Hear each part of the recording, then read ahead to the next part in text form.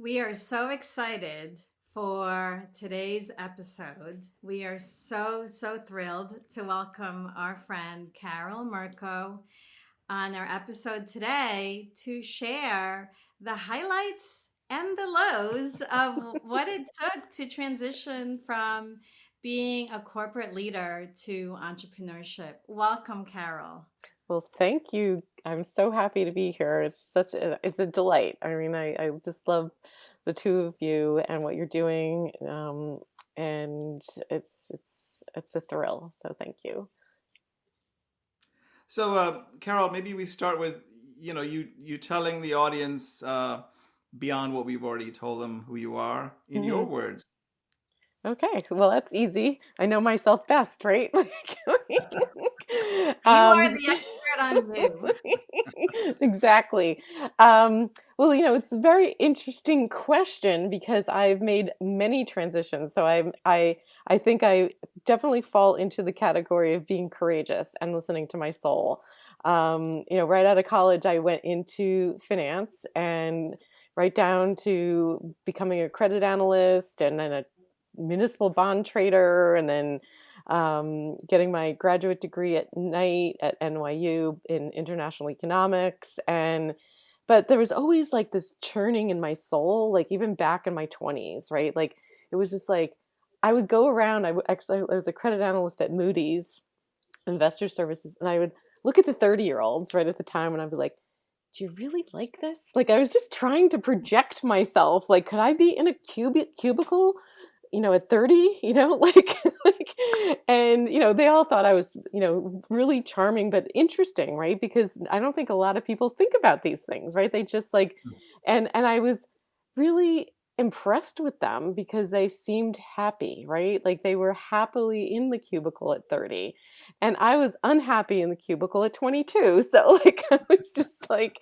so it started early like but it didn't mean that I jumped ship. I just jumped ship into different areas, in that whole Wall Street space because at that time I still wasn't really sure what all of that was what that was speaking to me, right? So I went from that to trading municipal bonds, which couldn't have been the worst place on the planet for me, as you might imagine. So this was in the um, mid to late 80s.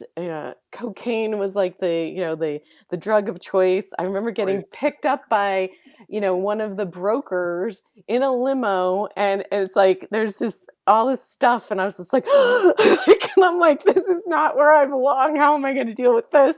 But of course I was like, no thank you.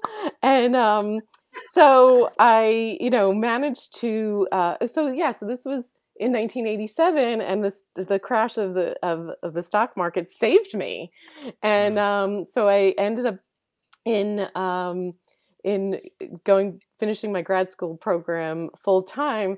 But I had a friend who was the human resources director of Tiffany's on Fifth Avenue in New York. So I was like, hey, do you need any help? Because I thought I didn't want to stop wearing all my fun clothes, right? So like anyway, so I worked in the silver men's jewelry counter at Tiffany's, and it was sort of a blast because all these famous people would come through at the time. Like Melissa Gilbert was engaged to Rob Lowe, and they came in to pick their silver, but then they ended up getting married. So it was like kind of like an exciting like kind of side thing. Got my but I really love to cook. So I had this other side gig where I started doing catering, and so I ended up catering professors' parties at NYU. It was just and then for a friend who was running a film company, so I would do their on-location shoots. And but what I realized is that I just had no clue how to actually make money in catering or any. I was just like I love to cook, but um, and I had my brain too, like so I just was getting this degree in international economics. Like, how do I marry these two things? So I just decided I would just have parties to cook, and then I got a job working in for an international money management firm, and um, thought, okay, maybe this is great, like in marketing. So as opposed to like in the trenches, I was now going to like understand these products and try to market them and use my creativity. And it was great until, but it was sort of boring. And then I got lured away by another one of the money management firms, and that was kind of produced like an event that kind of kept me in financial services for another 7 years, which was my boss wanted to sleep with me, and I told him in very frank terms that that was not an option, and then I got fired for insubordination. So it was really like, so I know I'm giving a long story, but it kind of like, I think it's a great, if we're talking about transitions, like I've had many, some of them that I created, some of them that were created for me. And then the only job I could get out of, under the kind of like, the being fired and you can't talk about it thing was as a salesperson at State Street Asset Management in Boston. And so I cried the whole way driving up because, as a New York, dyed in the wool New Yorker, and I was going to Boston. I mean, how provincial. And but I fell in love with Boston, and State Street was, I think, part of like another like journey. So I had to like overcome the being terminated. I had to overcome the victim syndrome that I had because, was it really, could it have been my fault? Right. Like, and I had to also like, kind of be comfortable around men again, right? Like without feeling like I somehow created an environment that would have led to being fired. And so the best way I knew how to do that was to perform, right? So I just was like, I'm just going to put my head down. I wanted to get my CFA, and I had to fight for that too, because CFA is Chartered Financial Analyst. It takes 3 years to get. It's not, it's not for the faint of heart, because it's a very challenging. And all the men, of course, like said to me, "Oh, we're so proud of you, Carole. This is really, because I wasn't a portfolio manager, so I was a marketing person." And they're like, "But we're just so happy that you're even trying." And I'm like, in my head, I'm like, dudes, I'm an A student. Like, you just don't get it. Like, not an option, Phil. So I did. I got it. It's once a year. You take three exams. It's 3 levels. I passed each one each May. So I got my CFA in 3 years. I also was elevated to the global fixed income marketing director and raised something like $16 billion in 9 months. And by the way, I should have been like kind of paraded around, right? Like it was the worst time of my life. It was like every person who had small egos, or it was like I had daggers in it was like, oh, another one, it was like they tried to like, like capture me every step of the way. Like they, like, she can't be that successful. She can't be that successful, to the point where I finally got recruited away from another firm. And then that sort of ended my career at that moment. I, was recruited to create a fixed income group, and it failed miserably, not because we didn't try, but because the firm didn't allow us to do what we knew how to do. And my boss said, you need to lie. And I said, no, I need to quit. And I think I told you this, Trisha, that, the only thing that mattered was my shoes under my desk. And I just packed them up and left. And I'm like, I'm never going back. And from there on, I had so many reinventions. I went to school for interior design, and I hung up my shingle at the same time, and all my friends in the Back Bay of Boston were redoing their newly purchased condos. So I had instant business. And then I fell in love with somebody whose property I had decorated, and then I moved to the Berkshires and got my real estate license. So I had a real estate and interior design business for years. And then I was still like churning, though, like all of the stuff I've done. It was still like, there's that little voice in me that was still like, who are you, Carole? Like, who are you? And I went to this great workshop called Getting to Next. And it reduced me to my core values, which is I love my family, I love to cook, and I love to entertain. At least that's what they were at the time. And I created Heirloom Meals, which was a storytelling platform to share people's connections to their family recipes and tips. And I did, I don't know, probably 250 radio shows on a local NPR station, produced 2 nationally televised PBS shows, and I was just in heaven. I mean, it was just, it was so love and heart-centered, and it was so beautiful. But this will give you a clue to trying to get sponsors for the show or taking it to people oh, why don't you take it to the Food Network? I brought it to the Food Network and they're like, there's no tension in your show. And I'm like, because it was a show about love, right? And their formula, a lot of these, they had formulas, right? You had tension or there was no competition. I said, well, food shouldn't be competition. Food is love. Food is nourishment. You shouldn't be creating agita like around food, right? Enough people have indigestion, so I had to kind of pivot. I've learned to hate that word. I have to use a new word. I learned to shift my attention once again when I had some health issues, and I'm now on multiple amazing healing journey. I mean, I have to say, some of these health issues become blessings if you receive them that way, and that has turned me on to Dr. Joe Dispenza, who I know you are familiar with, and I have now a neurochange solutions consultant. But simultaneously, I posted a "You Go Girl" on Corrine Chrysler, who's the CFO of Net Capital, when she, about a year and a half ago, and she's like, come work for us. And I was like, well, I have been out of financial services for 20 years. And she's like, I don't care. You were the best marketer I've ever worked with. So now I am the CMO of Net Capital Inc. I am a neurochange solutions consultant, and I'm still kind of playing around with Heirloom Meals. So was that more than you expected?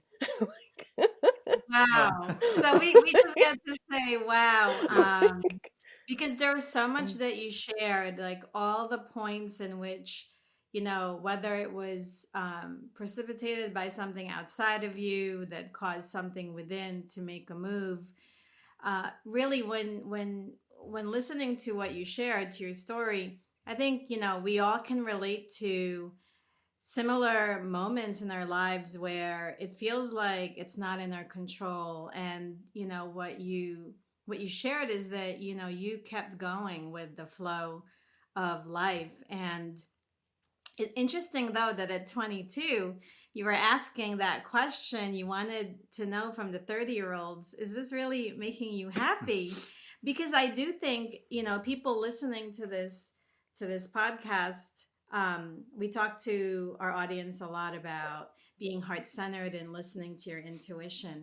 And, these types of questions come to us, and we might not have the answers to them. I think the wisdom is in allowing yourself to actually keep asking it and to express it, because we don't know what life is going to deal. And there's just so many nuggets that you shared there. I want to ask you a question about, you said you finally released or let go of this victim syndrome that you had. That's a very bold statement to make. So what did that entail? What does that mean to you? And for people listening who are feeling victimized, whether it's a situation or whether it's this current, COVID situation we're all part of together, what can you say about just letting go of that victim syndrome? Well, first of all, you have to know you're actually experiencing it, right? And so I think the thing for me has been, even now that I'm even teaching the work, I've always been an observer of myself. So I think you have to be an observer of yourself and and see how you've changed, how you let things even change you, right? And so what I was observing is that, I was always gregarious once I know people, right? Like it takes me, like I'm shy and gregarious at the same time. And then I always had an easy smile. And what I noticed is my smile disappeared, right? And that was like, I really just, I was like, they win, right? Like that was kind of in my head. It's like if I lose like this essence, right? This joy essence that kind of I know it always flowed out of my body, that then I've given my power away. I've given it to like the jerk who fired me, right? That I've and and so I just remember being in my office, and one of the guys that was on the floor, he comes, knocks on my door, and he says, I know there's a fun person in there. And he said, I know what happened. I'm friends with a guy that one of the guys that was in the company that you worked with. And from that point forward, like, I felt like a little liberated to like start letting myself back out, and knowing that like I wasn't responsible for like having a guy, want to like sleep with me and control me and tell him to like bug off. And but I also you know really wanted to um, not shut down my femininity, right? Because that's such an important part of who we are. So I wasn't going to, wear skirts, down to my ankles. And I, wasn't going to like, shift the way I dressed and on all of that. And so I really made a conscious effort to like stay Carole, right? Like, and but, there was still that like little voice that was just like, you know, are you smart enough? Are you good enough? Like, do you really belong? And I believe and I know that the pursuit of the CFA was it had two purposes, right? It was something that would enhance my career, but it also helped me with my confidence or regrow my confidence. And and it was honestly almost to the minute of actually within a year of getting my CFA, um, I knew I was going to be leaving the industry, right? It was just like I had done it. I had kind of, proven to myself that I had it. I had what it took, on all levels. And that whatever that man said about me was all BS, and I could let that go. But so it was a process, right? There was like, it's not like, an A or B, there's so many layers.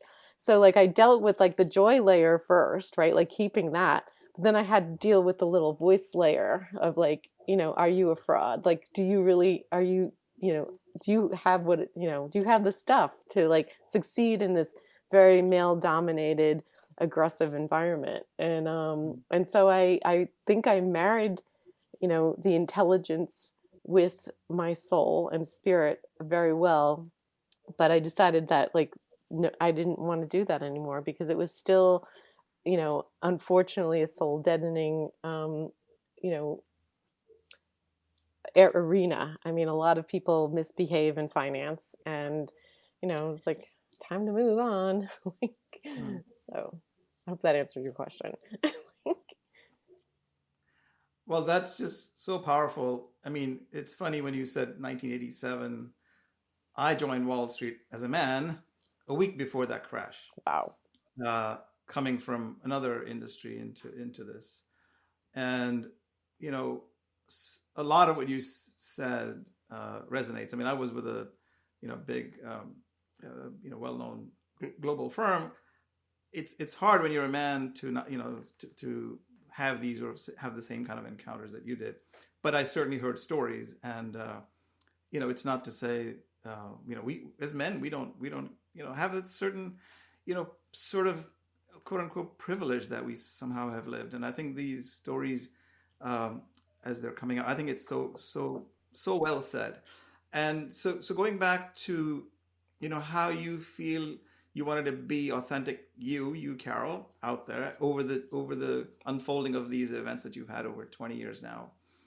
In terms of what do you remember any moment where you really wanted to be the entrepreneur, or that's a label, right? Because that's just what you're doing now. You're doing multiple things. I don't know if you consider going back to Net Capital as It's still entrepreneur. I feel like, it's still entrepreneur, right? yeah. So tell us a little bit about that.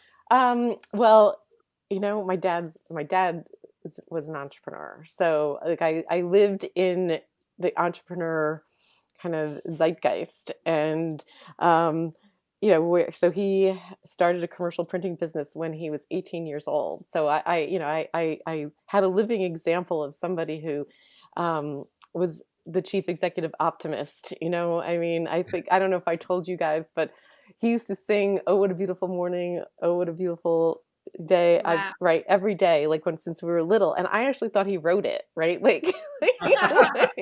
Until you're old enough to know, oh my God, that's from Oklahoma.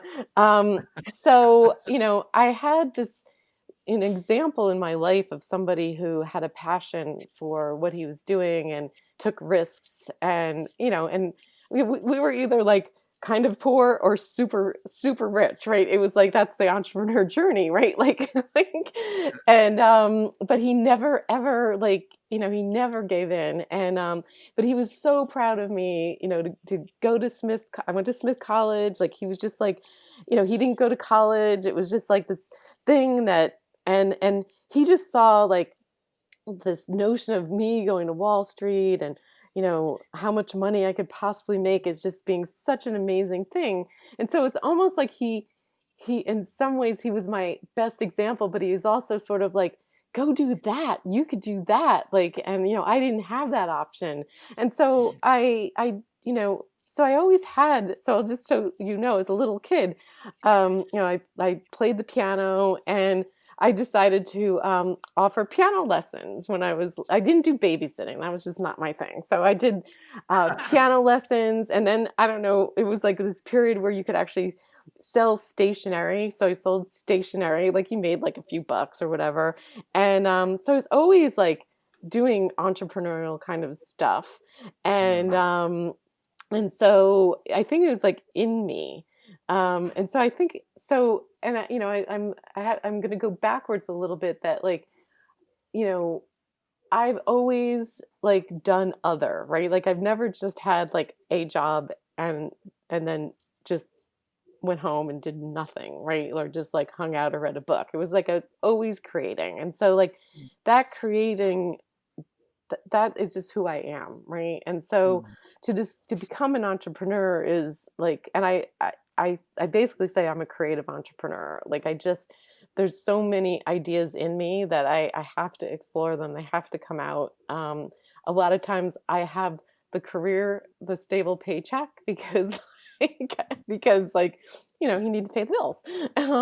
But I think it's listening to the soul. I think it's listening to that little voice. I think it's just not,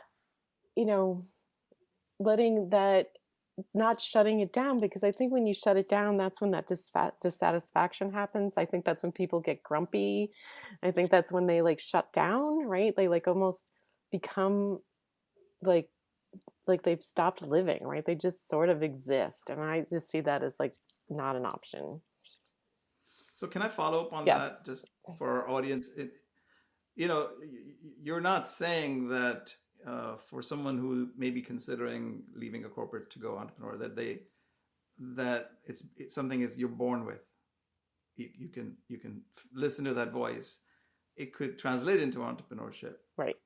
So could you clarify that just to be sure, but I think you could be an entrepreneur in an organization.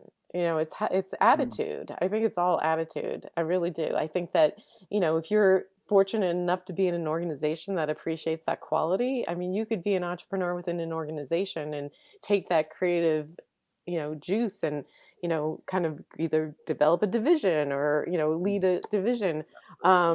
I do think that, you know, it's entrepreneurism is not for the faint of heart, though. I mean, it is, Mm. it takes a lot of focus. It takes passion, right? Your passion has to be really like driving you to stay in it, right? To take the risks. Um, and you have to believe in yourself. Like and you have to be courageous. And um, so I don't know if I answered your question. Yeah, I think it's clarifying because I, I wasn't born into entrepreneurship, but throughout my 20-year career in corporate, I felt I was entrepreneurial, and to the extent I was able to create something out of that wasn't there Right, before, right, that was entrepreneurial. Then there's entrepreneurial, and there was being an entrepreneur. So right. for the past 15 years, it's lots of different businesses, and you just don't know where the next thing is gonna, pop, right? So, but that's the adventure of being an entrepreneur. So you certainly clarified. So thank you. You're welcome. So, Carol, you spoke a lot about listening, or that passion, and staying connected to that. How, if you were to advise someone that you're mentoring on how they might be able to hear that inner voice. We speak with a lot of people who um, unfortunately, because we have so much noise Yeah. that we have to contend with, that it's true that a lot of people, most people actually have a very, very difficult time accessing that intuition, have a hard time hearing themselves, and actually aren't even aware or comfortable um, with asking questions of themselves. This whole notion of being able to observe yourself can sound so distant and far away. If somebody wanted to, cultivate those practices, what would you recommend? Oh goodness. Well, I think just giving yourself quiet time. You cannot be creative or access any of those things when you're in, just with your all the time with, watching the news, not tuning out. I mean, you have to tune out. Like you just absolutely have to disconnect, and whatever that means. It could be like, you know, taking 5 minutes to just breathe, right? Like I mean, how Mm. many people just go through life holding their breath? I mean, and don't get me wrong. Like I've definitely had periods where, I'm holding my breath, right? I'm not like living, like skipping every day, like, like, um, but it's that like, I want to skip, right? Like it's just, and I know when I'm not skipping, like, why aren't I skipping, right? Like so it's like, what I say is just think about who you really want to be. Who are you really? Like if you're like, and then what are you not doing? Like if you're not who you want to be, like what what's in the way? So, so I think pausing, asking those questions, and um certainly, I could tap into some of the Dr. Joe Dispenza stuff too. It's really tapping into, what your thoughts are, and the fact that, there is a lot of stress in our world, and we could focus on that, or we could focus on where we want to be. And, fortunately, for me, I think having, maybe my dad as an example, or just, my born with, a soul that is curious. I've always looked for like kind of more. But the point is like you could look for more and never get it. And I think um, the real lesson for me was like gratitude, right? Like, I mean, I think Mm. um, many in over the last years, it's been about a gratitude practice. And so, and when you actually pause to be grateful, that allows you to tap in, right? That even opens your heart, um, and the first really conscious gratitude practice I did probably was a good 10 years ago. And I would walk up and down, our driveway in our street, and I would thank everything, right? The blades of grass, the macadam on the driveway, the sun that was like, feeding giving photosynthesis, like the windows in my house. Like it was just like I kind of took it but it was like, but when you go to that extreme, you realize how many things we take for granted, right? And Yes. that we don't exist in the present moment of that grace to be.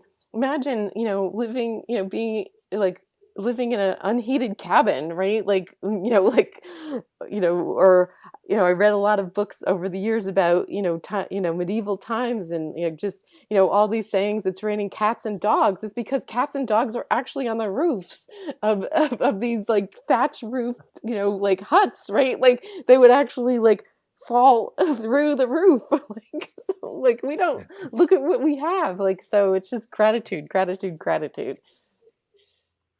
Yes, and So we beautiful. know you really live by that, because I love that gratitude pad that you gave us. I Yeah. mean, I've been using it, and my niece and my nephew were over last week, and they just saw a whole bunch of them filled out, and Hmm.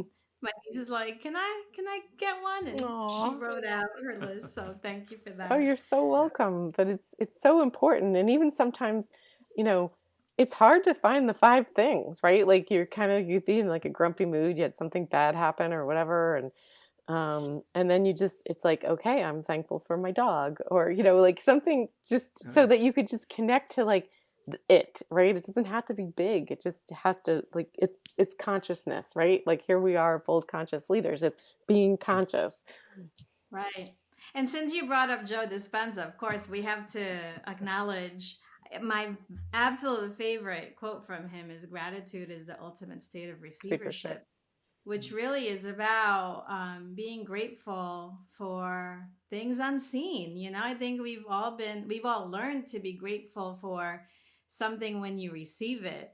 And what I love about his teaching and that message is that just the imagination of it, just the desire, even if it has not manifested physically yet, that by being grateful for that already, that you open yourself up to the flow of life. And that's certainly one of when I started getting into his work 2 years ago, that was one of the things that really attracted me to his work. Yeah, it's powerful. And the whole notion of, um, you know, that we can create by thought alone. And it's so powerful. So, and we could certainly, talk more about that. I don't think that's what we're here to do, but it's powerful work. And work that's really transforming my life, on a day-to-day basis, thinking about, how to, you know live joyfully, live, in the present moment, so, um, so consciously that, that you don't get bogged down by any of the other stuff, any of the negative energies that are around. So, We've certainly had the good fortune of, um, not only enjoying your food and being able to see how you talk about the love and the unity consciousness kind of love, that everything emanates from that, whether it's in your food and your love for your, herbs and gardens. And it's like, okay, so that's just beautiful. Uh, what I was going to say for those listening and, who are in this, maybe turmoil or coming out of something external in their lives, or what they're feeling internally, if they're ready to jump, what they need to do to find themselves. You talked a little about the consciousness practices that you have, and we've all shared that. Um, what is it that typically people are very fearful of, right? Because it's all about what's on the other side. I don't know. So in our teachings, we talk about the why and the what's more important, and let the how unfold. hmm Um, can you speak to that syndrome of, how do I overcome? And there's all these fears that I have. And what if this happens? Or I may have a health issue. I may have had other. So it's all external in that way that you can, very important, albeit. But what is it that they can do to actually manifest what they need to manifest? Well, they definitely have to, become an observer of those thoughts, right? So if they are thinking about, um, you know, what ifs, like you're not living in the present moment, you're living in the fear of the future, right? So, and that creates stress. And when you're in stress, you can't create anything, right? You're stuck. And so the first thing I would recommend is becoming an observer of those thoughts and writing them down and you know and here here's another: the unknown will never let you down, right? I mean, every day is unknown. You don't know if you're going to wake up, you don't know what the weather's going to be, you don't know, like, and nothing. And so, like, why would you allow, like, the potential future negatives to steal your now? I love that. The unknown will never let you down. Wow, that's a Carole quote. Yeah, well, just think about it. It won't. It doesn't. I mean, like, look, my body has a rare, extremely rare autoimmune eye disease. Like, it's just like, am I going to live in fear that I'm, going to lose my sight, or am I just going to, like, trust that my body is going to heal itself, and that and then I have that belief. If, I have two choices: just go down the rabbit hole, you know, like, and then actually become what everybody says that I might, which is, we don't even say the word. So, but you can't, and I have these conversations with a lot of people, and particularly like my mom, it's just like, she's a worrier, and it's like, Mom, worrying is just stealing your bliss, your joy. It's like, all of that worrying, all of these years, like, didn't stop any of the bad stuff from happening, right? Like, it could possibly have even created it because you put energy there. So stop worrying. I mean, it's creating, like, unnecessary roughness to yourself. Yes, yes. This is, you mentioned before, like, when we were talking about some of these practices, that perhaps that's not what this is about. In actuality, everything that you've shared as far as, what these practices are, it's all the work that makes this entrepreneurship journey work, Right. this adventure, that's the work that makes this whole idea of letting the how unfold. When we say it's not for the faint of heart, that's why we love that too, because that speaks to the boldness, right? Right. And it's not an accident that a lot of meditations, it doesn't matter where it comes from, whether it's ancient practices or something that was just put together by minds in the scientific community. It doesn't matter.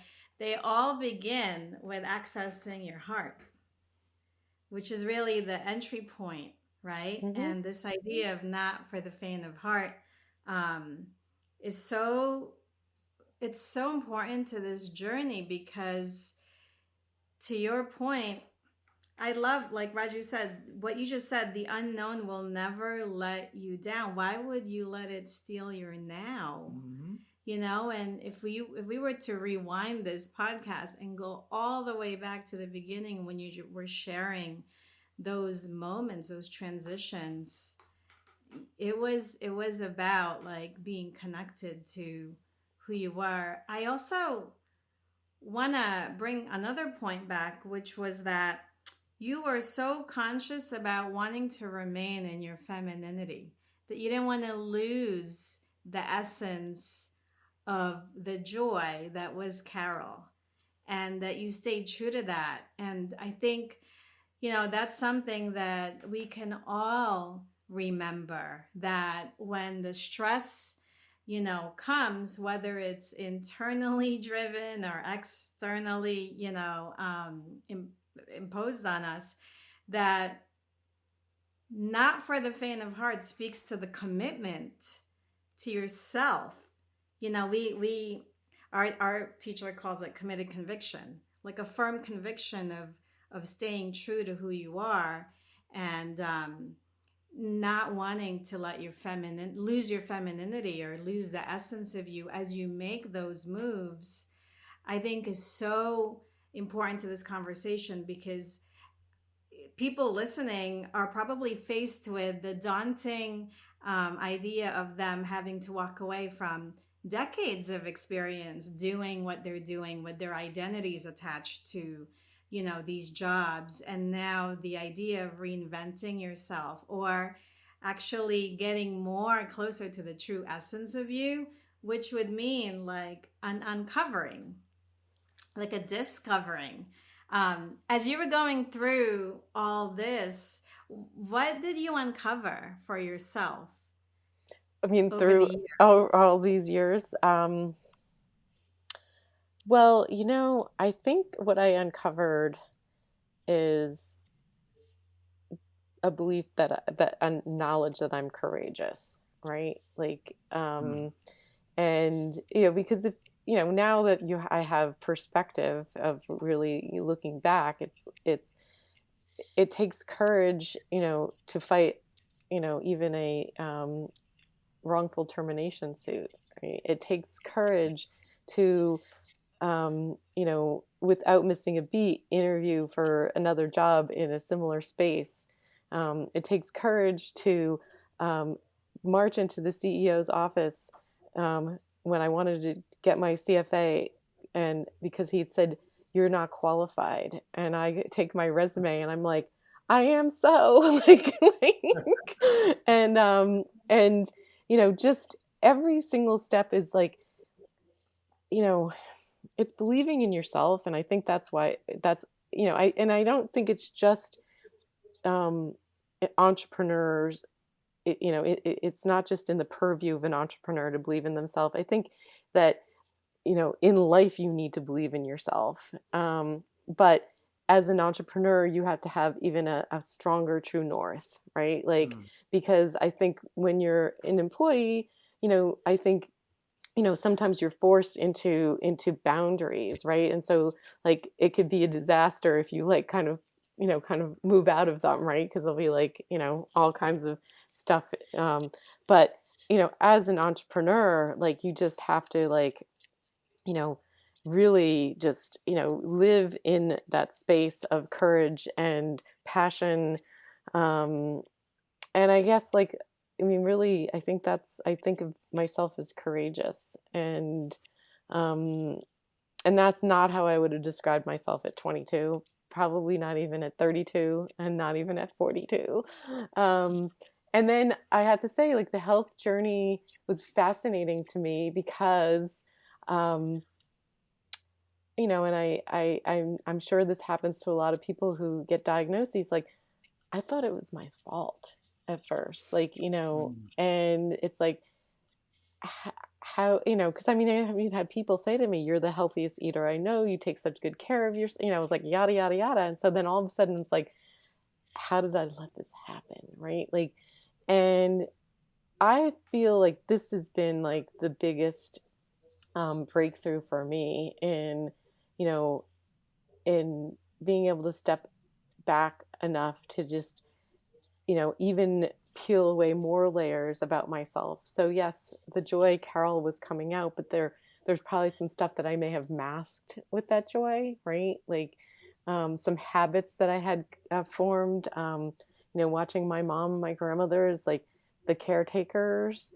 And so, you know, I've had the opportunity to even, you know, observe more about, you know, certain qualities of myself that ultimately don't serve me. So I think that I'm a courageous observer, and life will continue to give you lessons that you need so that you become better and better and better. Like, and if you don't pay attention to the lessons, shame on you. Oh man, that's but the Carole, for the benefit of our listeners, can you share one example of how you might have masked something? Just one tiny example. um, laughter. Mm. So this is very interesting.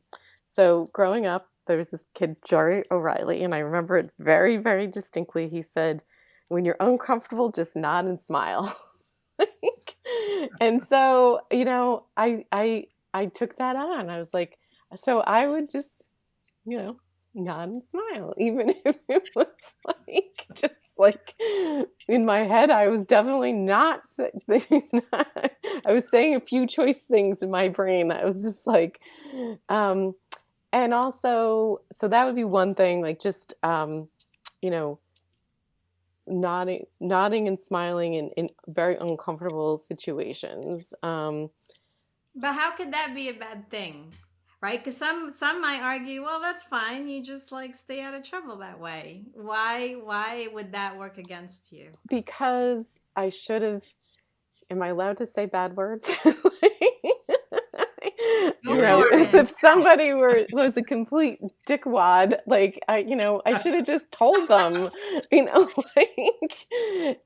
instead it's like, then I absorb that energy, right? Instead of like just basically saying, you know what, no, you're not allowed to do that. Like, no, absolutely, but instead it was just like the nice girl syndrome, right? Sort of came out. That like kind of like just nod and smile when you don't agree, right? It's just, and it doesn't ultimately serve you, because you don't necessarily, you don't have to put people in their places, but like you can't allow people to steal your energy. Like, the energy vampires out there who are going to like tap into you, and you're not going to be like, no, no, no, you're not allowed.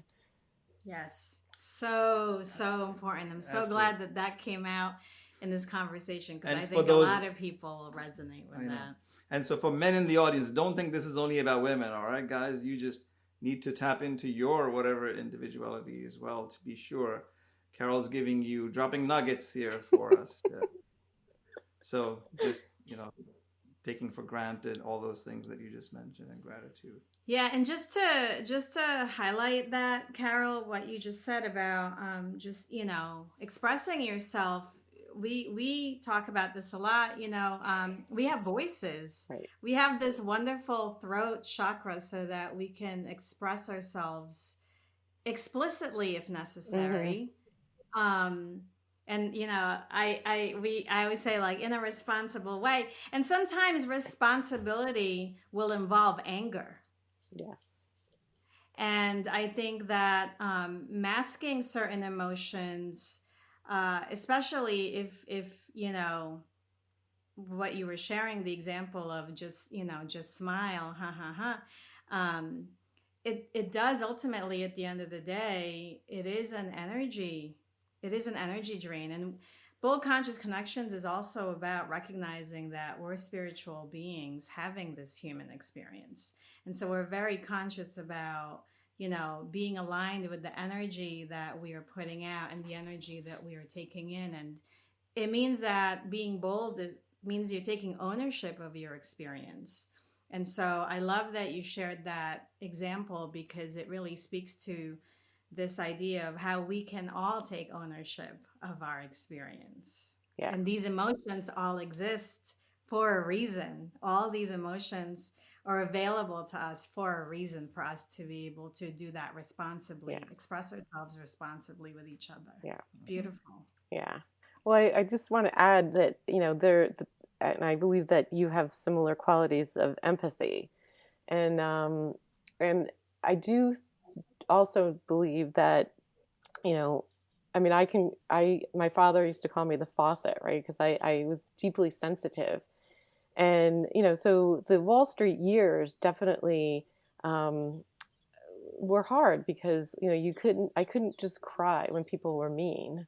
Like, you'd have to like do the mask and then come home and cry, and that in the long run isn't that healthy either, right? It's just so but I got to the point where I just wasn't afraid of crying anymore.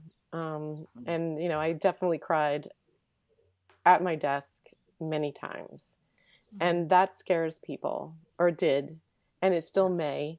But don't hold it in. I mean, if the tears are there, they're your soul, right? They're coming from your soul. And, to not even, so laughter, joy, yes, but like tears are also part of this whole journey. And, I have definitely could fill a few lakes of tears. So, I don't want anybody to think that this is Pollyanna either. Like, it's just, Yeah. so I wanted to make that point that, So That's well important. said. Well said. Yeah. Because did you come across any men crying at work? rarely, I can't,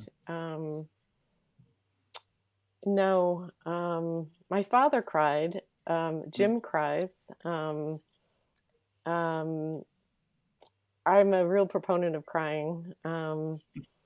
So We always say tears are a release, Yes. and they're it's, totally a release. Like my Qigong, my master says, when you're doing the practice, like if tears come out of your eyes, you're being healed, right? Like this yeah. is like this they're coming from deep in your soul, right? And so when people hurt you, like crying is important. You can't be like, oh, that doesn't matter. Like I'm like, I used to have another one of my bosses like, Carole, you need to be a duck and let the, just flow off your back. And like, yes, I totally agree. We need to totally not absorb others' energy. But when you are sensitive, like, like you have to like experience it and express it. So Well, it's unfortunate. People like me were programmed to do exactly that. Not crying is weak and all of those things.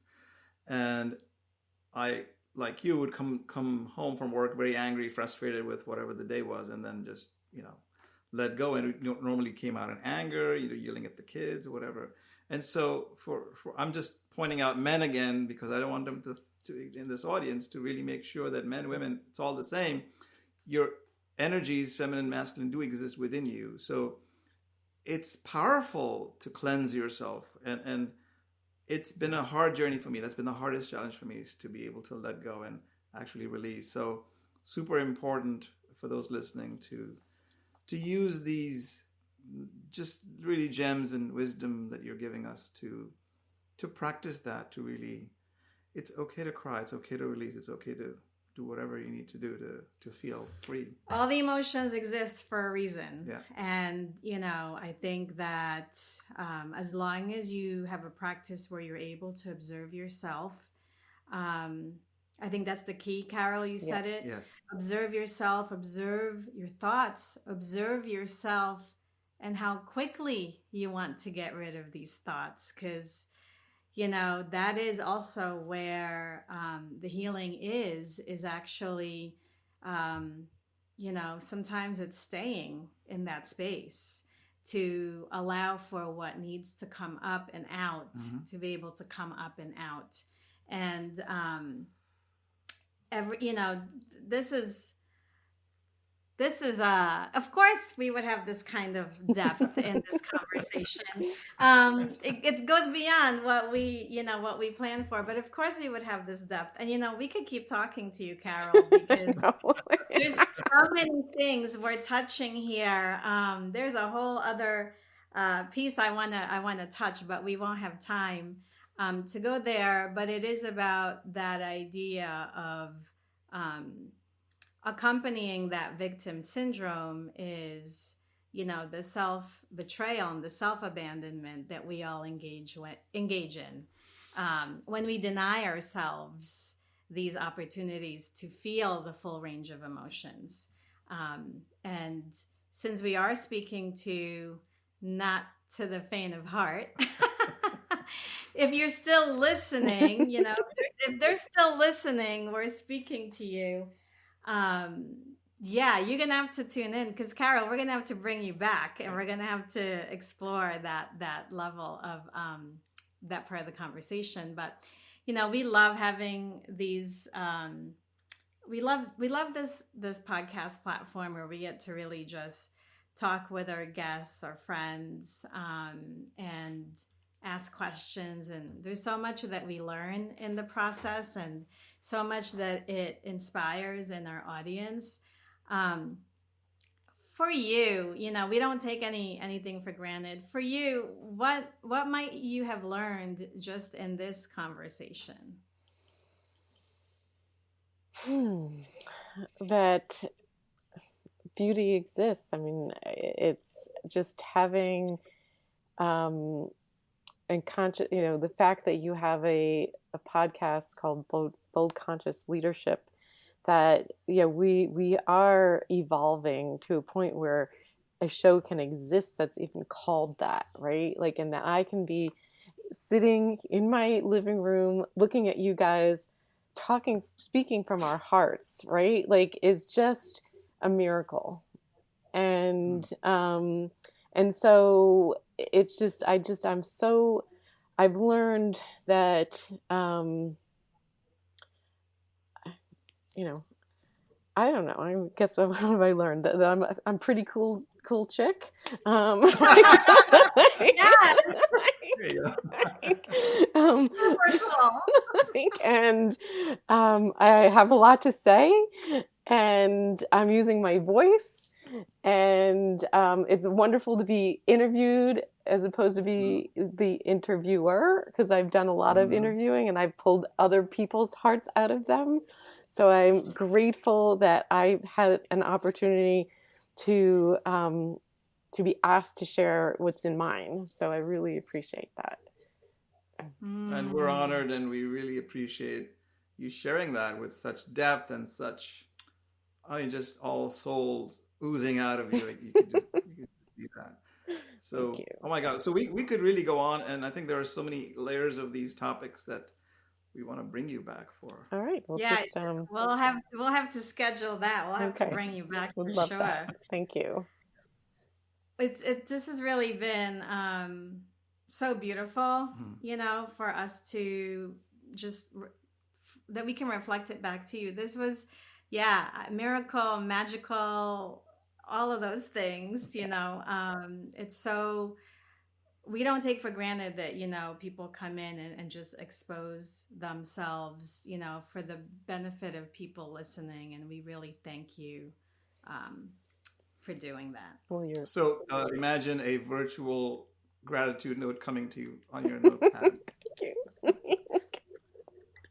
you so much. Thank you. Carole, before we sign off, where can people who might be interested in finding out more about you, where can they look you up? Well, I guess LinkedIn is a great spot. So I'm Carole with an E. Murko is Murko. Kind of that almost has everything that I've done.